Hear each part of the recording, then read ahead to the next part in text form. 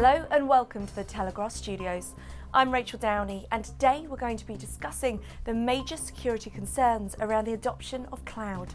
Joining us we have Mike Newman from My One Login.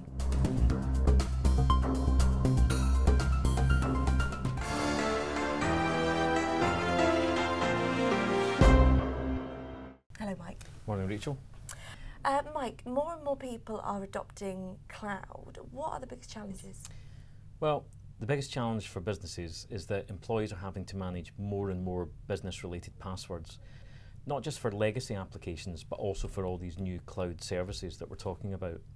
The reality is that an employee will go into his work on a day-to-day basis and log into the Windows computer. He'll then log into his Outlook applications. He might then go onto the internet and log into Salesforce, which is a cloud-based application. So more and more of these passwords have to be managed.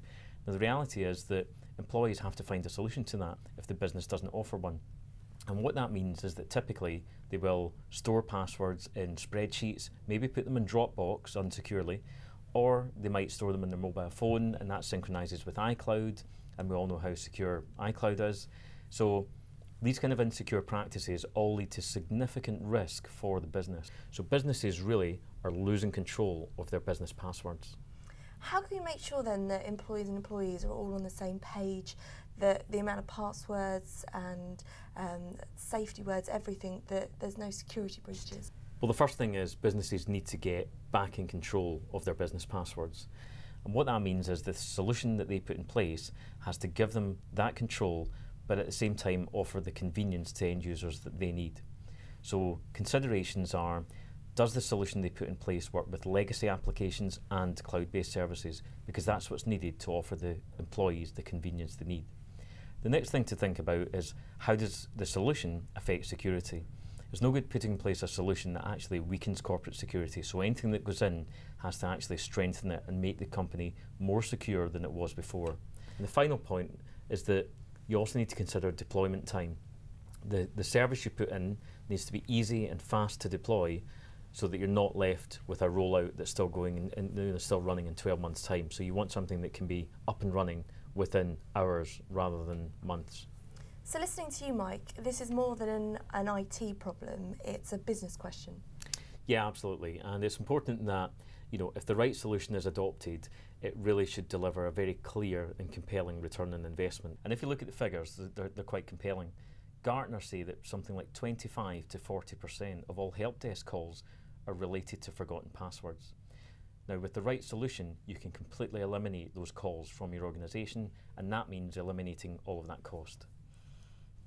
So, does this apply, would you say, the same way to small companies, medium companies, large-sized companies?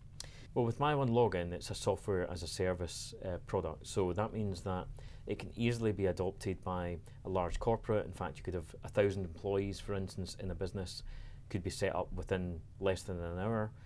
If you take a smaller business, they can add their own users, they can store, share, manage passwords securely between the users, and in both cases it offers the convenience and the security that's aspired to.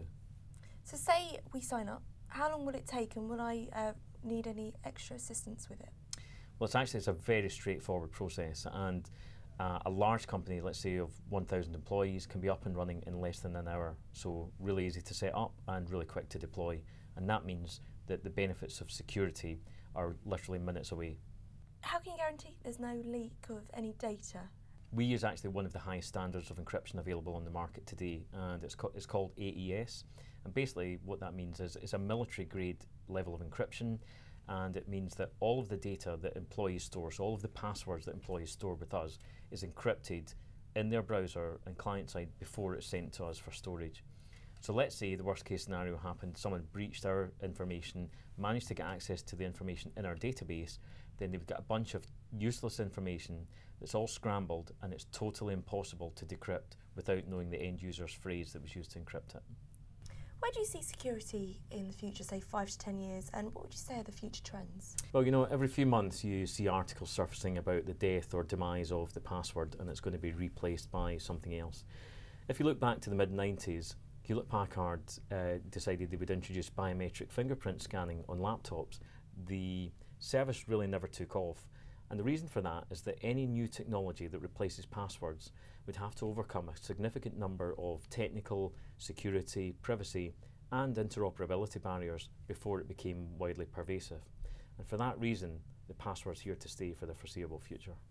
It's very interesting, it really is. It's a very ever-changing and it moves very, very quickly, yet everything is quite constant. So thank you for that, Mike. Thank you for joining us. Thank you.